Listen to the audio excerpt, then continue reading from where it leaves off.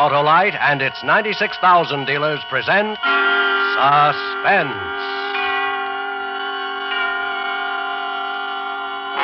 Tonight, Autolite brings you After the Movies, a suspense play starring Mr. Ray Milland. I'd been called to jury duty a couple of weeks before all this happened. It was one of those kind of sensational trials. And the judge told us jurors not to go out in any public places where we might be approached or influenced. So I'd been sticking pretty close to the hotel. So it was a real treat when they said we were free for a couple of days because the witness was sick. Of course, the movies is a public place, but Ann didn't think that would really count, and neither did I. We went to the early show across the street from the hotel and got out about 9:30. I thought she was darling. I didn't care so much for him, though.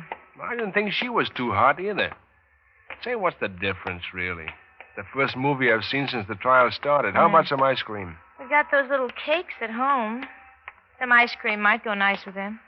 I don't know if I can go home. You mean this jury thing, Oh, you you're know. free for a couple of days. Isn't that what they told you? Not going to do any harm for you to sleep home tonight. I suppose not. What kind you want? What? Ice cream. Chocolate. Come on.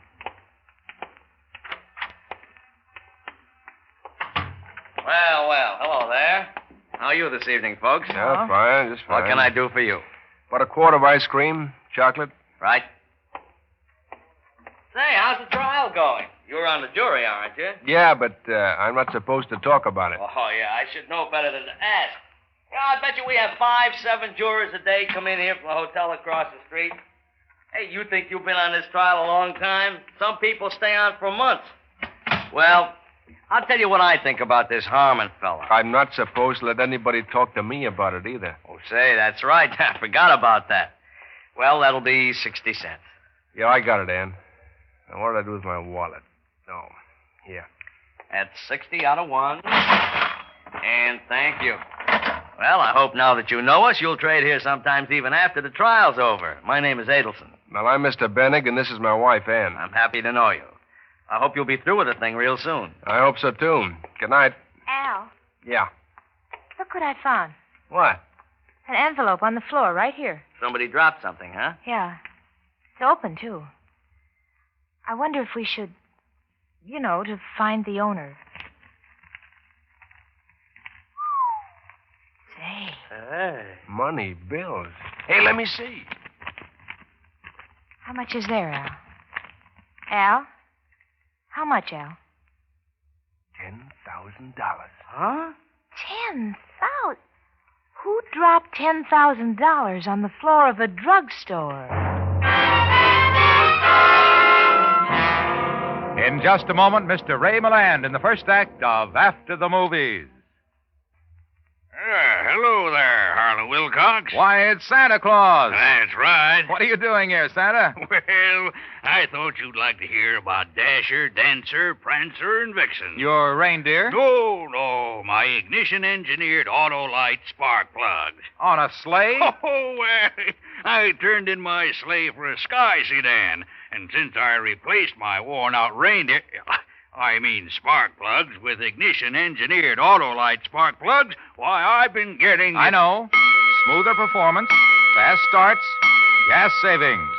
Ignition-engineered Autolite spark plugs, are world famous for quality and dependability. How right you are, Harlow. Now I know what you mean when you say... Ignition-engineered Autolite spark plugs are designed by the same Autolite engineers who designed the coil, distributor, and all the other important parts of the complete ignition systems used as original factory equipment on leading makes of America's finest cars.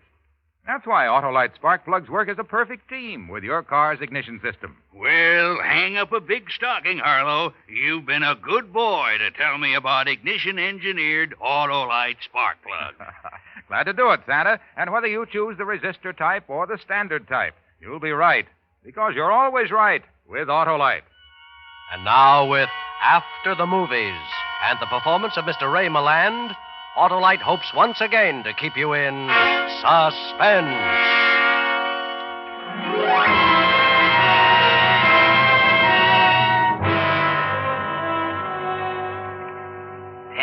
$10,000?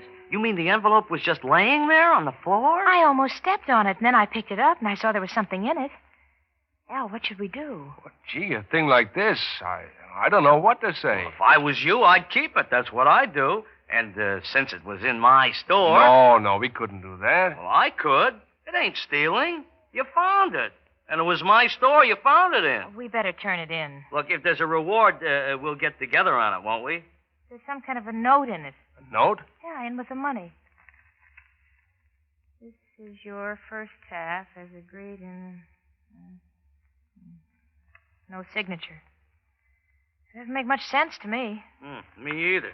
Hey, where you going with that money? If anybody comes looking for it, we live on 5th Street, 229. If there's a reward, we'll see you get your share, Mr. Adelson. Come on, Ann. Don't worry, Mr. Adelson. Don't worry. $10,000 is a lot of money.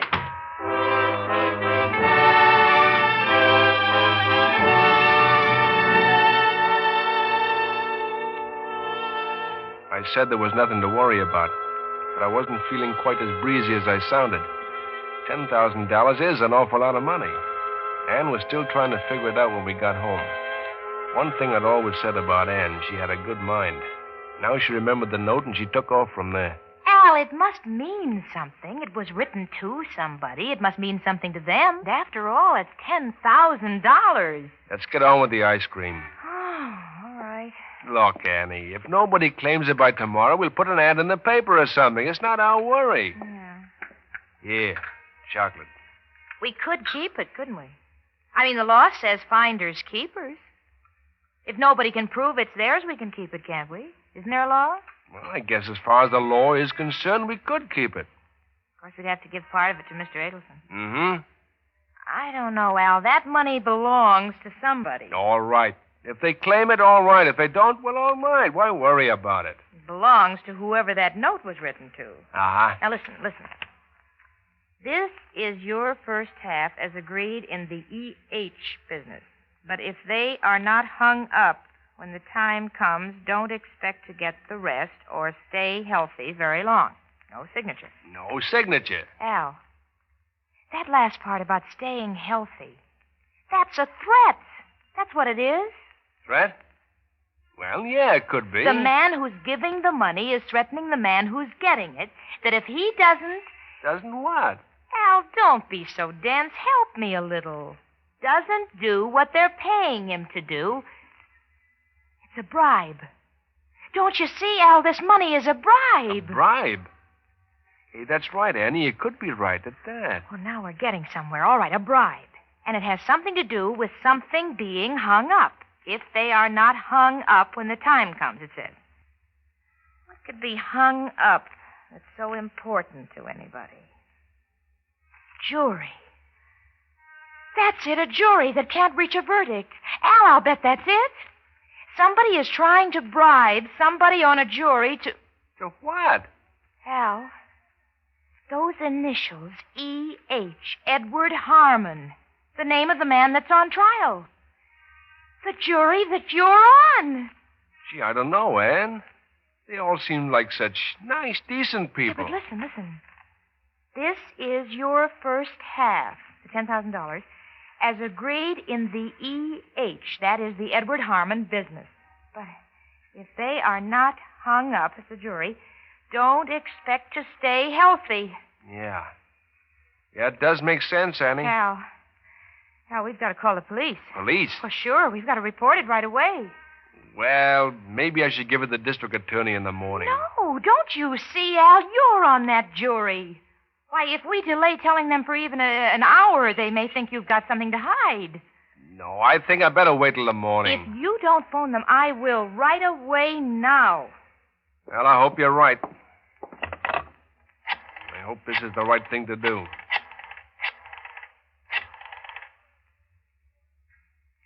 My name is Albert H. Bennig. That's right. I live at 229 5th Street. Yeah.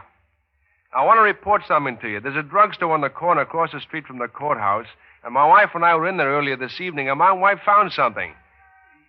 Yeah. Well, on the floor. There was an envelope with $10,000 in it and a note. And we think it has something to do with the Edward Harmon trial. Yeah. No, just my wife. Yeah, she's sitting right here with me. Yeah, that's what I think. You'd be doing me a great favor if you'd... Yes, we'd wait right here. We'd be expecting you. What did they say? They said they'd send somebody up just as soon as they could. Well, weren't they excited about it? Didn't they say anything? Well, Ann, I guess with people like that, these things are just sort of routine.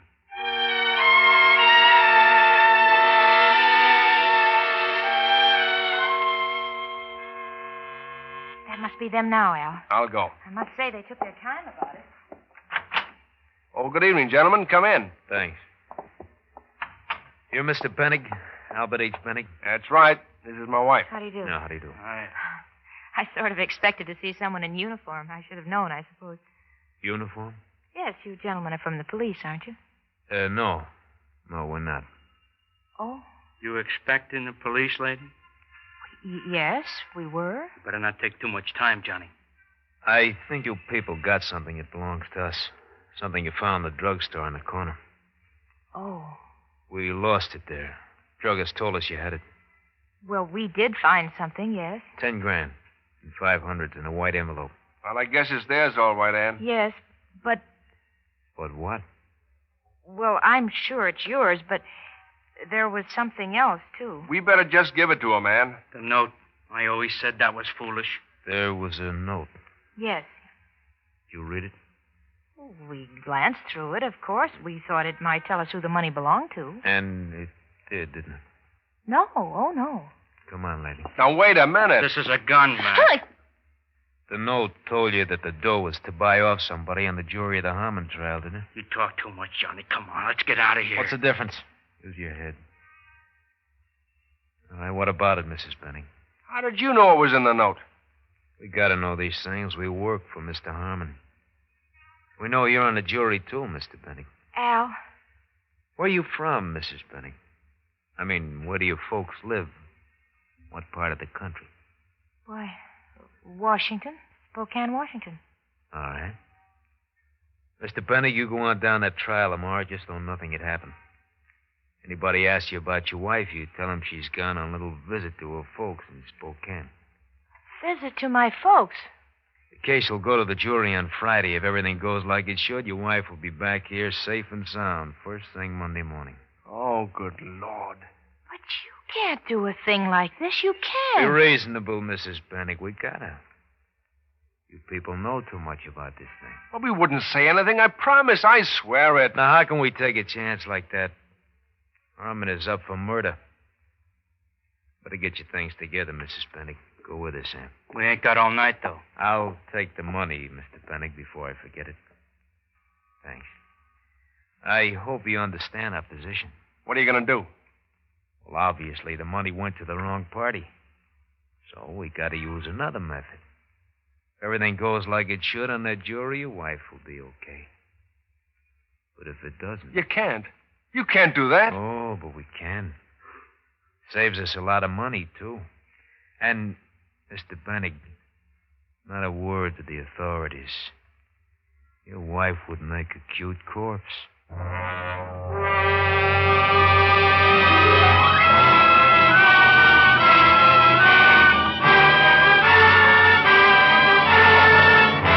Autolite is bringing you Mr. Ray Milland in After the Movies. Tonight's production in radio's outstanding theater of thrills, Suspense.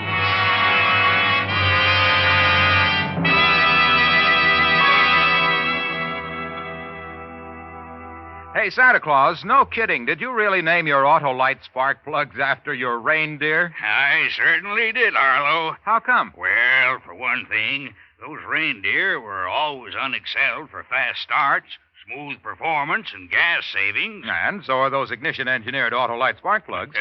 They sure are, Harlow. And, of course, those reindeer are famous as a perfect team, just as ignition-engineered Autolite spark plugs are famous for working as a perfect team with your car's ignition system.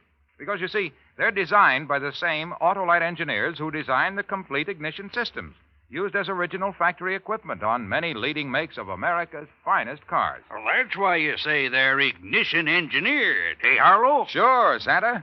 So, folks, see your friendly Autolite spark plug dealer and have him replace worn-out spark plugs with ignition-engineered Autolite spark plugs. And whether you choose the standard type or the resistor type, remember, you're always right with Autolite. And now, Autolite brings back to our Hollywood soundstage Mr. Ray Milland in Elliot Lewis's production of After the Movies, a tale well calculated to keep you in suspense.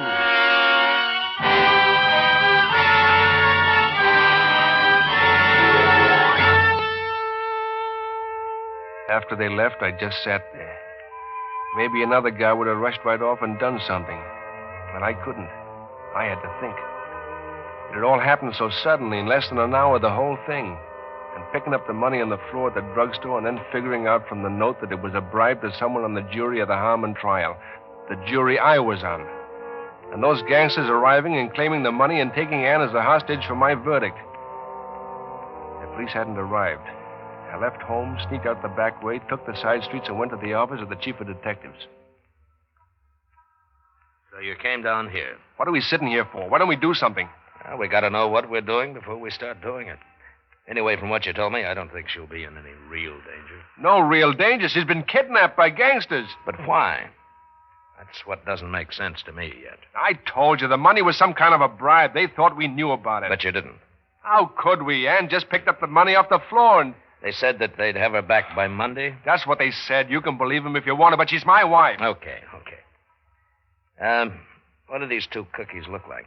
I don't know. Average size, Doc, I think. I don't remember what they look like. Did you catch their name? I didn't ask them. You're not going to be much help for a while, are you? Okay, it's all right. By the way, my name's Dan. Oh.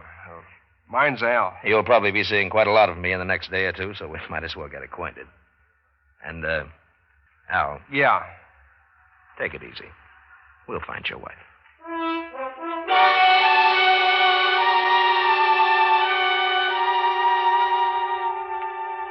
His being friendly like that made me feel a lot better, but we still weren't doing anything.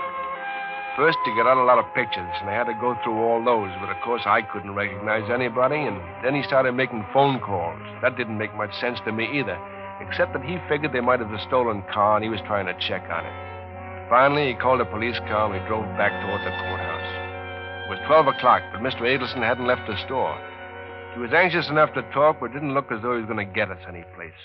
I tell you, Lieutenant, it was right there on the floor. Right there. Yeah, but when you talked to these two men... Oh, yes. Well, I talked to them. The one, that is. And he said he'd lost an envelope, he thought, in my store. And I said, yes, we'd found it, and Mr. Bennig had it. So you talked to them. What did they look like? Well, now, how can I know what they look like when they called me on the telephone? Okay. I guess that's all, Mr. Adelson. I'm sorry, Lieutenant. I wish I could help you. That's perfectly all right. But if there's anything else that you We'll think... call you. Hey, Mr. Bennig. Yeah. Did you tell him about the note? Note? Yeah, the note that was in with the money. So there was a note? Sure. In with the money. Wasn't it, Mr. Bennig? Well, what about it, Al? Well, I'm sorry. I guess I forgot.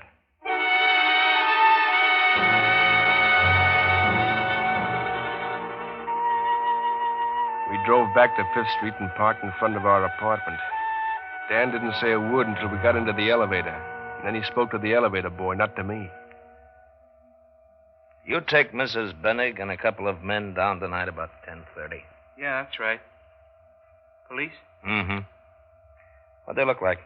Well, I couldn't really tell you. They had their hats pulled down, sort of. One was tall, and the other was short. That's about all I noticed. Oh, wait a minute. Yeah? The tall one had kind of a limp. He had a cane. A limp, huh? You hear any names? Yeah, and now that you speak of it, the short one called the tall one Johnny. Funny, I didn't think of it. The tall one and the short one, and the tall one's name was Johnny, and he had a limp. But that breaks the case wide open, huh? Yeah, I'll see that you get a citation.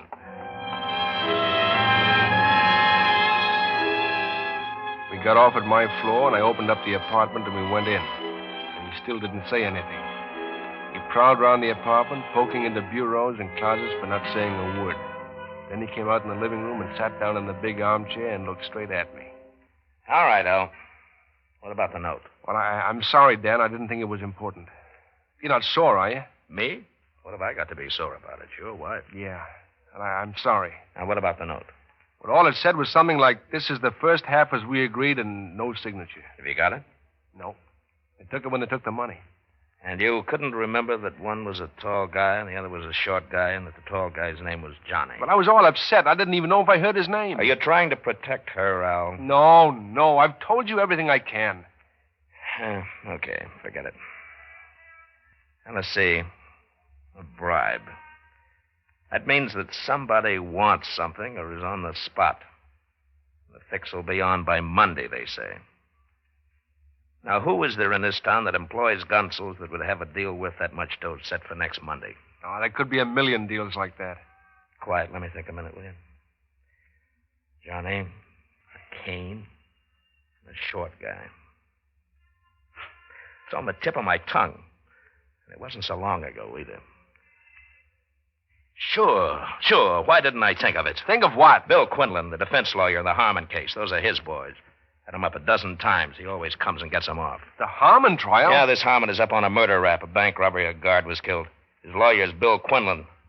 Quinlan's bribed more juries than I got hairs on my head, if you could ever prove it. Get a couple of hung juries, and they let you off the hook. He's pulled it plenty of times. Well, isn't that a little far-fetched? It's like I say, Al. It's all we've got. I'll have the boys check the jury list anyway. Where's your phone? In there. Dan. Yeah. Dan, I'm on that jury.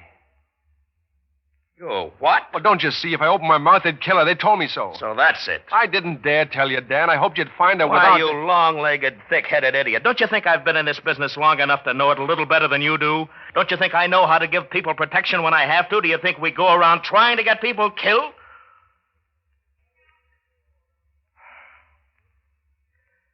Do you know any more that you haven't told me? No. You know who the juror is they're trying to bribe? Nope.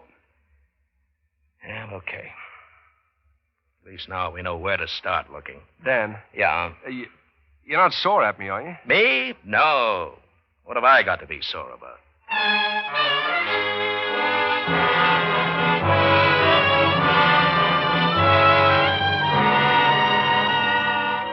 We knew where to start looking, but it wasn't as easy as that. I was still on the jury, of course, and they didn't dare make a move against Harmon because of Ann. The case went to the jury Friday, and there was still no word of her. And, of course, I had to vote not guilty. They understood that. But as it turned out, the vote was 8-4, so it didn't really matter. With a hung jury, Harmon was scheduled for a new trial anyway. By now, it was Monday, the day Ann was supposed to return. But there was no word. What if they'd found out the police knew I was on the jury? It was nearly midnight when Dan came to the apartment. He looked as though he hadn't slept for 3 days. I hadn't either. He told me to come along with him. He didn't say much until we were way down on Avenue C in the Lower East Side. Don't let it get out, fella, but I think we're going to come out all right. When'd you find out? About an hour ago. We trailed Harmon. That's why he got bail. Dan, don't kid me. Are you sure that she's... As sure as we can be. We know where they are. She'll be there. Now, that's the place, third house down. Ellis, All right. you and Wilson stake out the back. Okay. Farley, Edwards, take the front. I'm going in. All right, get going. Okay, Lieutenant. Dan, Yeah. I want to go with you. Now, you stay in the car. I'm going with you. Okay, come on. Now, let's go. Now, there's a light in the front. They may give us a little reception, Al. They wouldn't do anything to her. Would they, Dan? I'll try the door. Yeah, it's locked. Can we bust it open? I got a skeleton.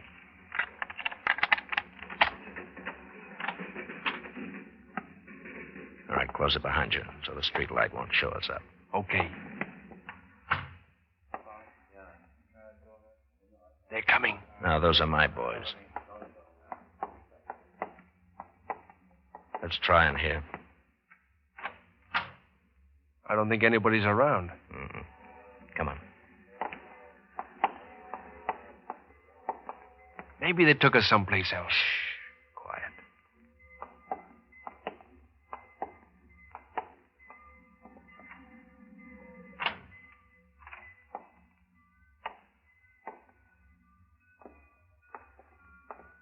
No, Al. You better stay out. Why? What is it? What is it? It's her, Al. Your wife. She's dead.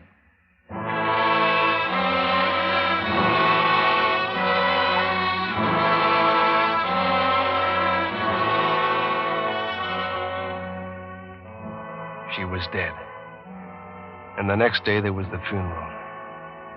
A lot of friends came around and shook hands and looked at me sad. And I stood by where she was lying with all the flowers around her. This wasn't the way it was supposed to work out. Dan came too. For a long time, he stood there, looking at her and my friends and me. You called them, didn't you? I called him. Yeah. You called them, and she thought you were calling the police. That's why the police never showed up. I called him. She was so insistent I had to call somebody. I didn't think they'd take her away. I thought they'd just take the money and leave, forget the whole thing. But they took her, too. What about the money? The money they paid me for the trial? The money for the trial, the $10,000. I told you. They took it. They took the money and they took her. All except $500. I kept that in my pocket. They didn't get that. That's what I paid for the funeral with. I know. We had the numbers of the bills when we picked them up later last night. They had it all except $500. That's what brought me back to you. It's funny. I did it for her. To buy her nice things. And all I bought her was a funeral. Say goodbye, Al. You'll have to come with me.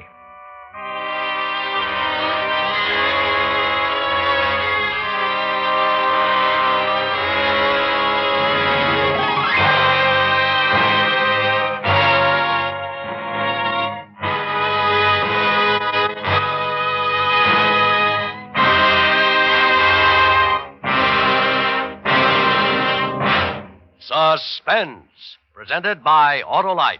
Tonight's star, Mr. Ray Milland. At my workshop, we make toys for all the little girls and boys. We work hard to make 'em right, make 'em perfect, like Autolite. You said it, Santa. Autolite makes more than 400 products for cars, trucks, planes, and boats in 28 plants from coast to coast. These include complete ignition systems used as original factory equipment on many makes of America's finest cars. Generators, coils, distributors, voltage regulators, wire and cable, starting motors, all engineered to fit together perfectly, work together perfectly, because they're a perfect team. So, friends, don't accept electrical parts supposed to be as good. Ask for and insist on original factory parts at your neighborhood service station, car dealer, garage, or repair shop. And because all Autolite parts are original factory parts, you can be sure you're right, because you're always right with Autolite.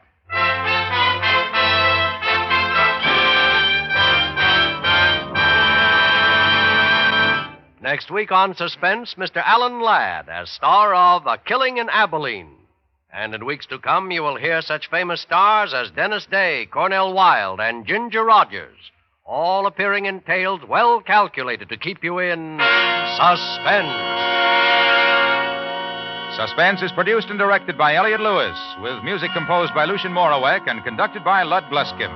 Parts of this program were transcribed. After the Movies was written for Suspense by Jack Finney and was adapted by Robert L. Richards and David Ellis.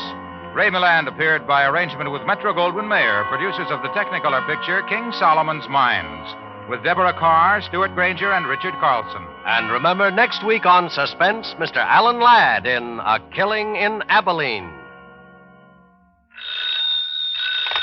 You can buy world-famous Autolite resistor-type or standard-type spark plugs, Autolite safe-full batteries, Autolite electrical parts at your neighborhood Autolite dealers. Switch to Autolite. Good night. This is CBS, the Columbia Broadcasting System.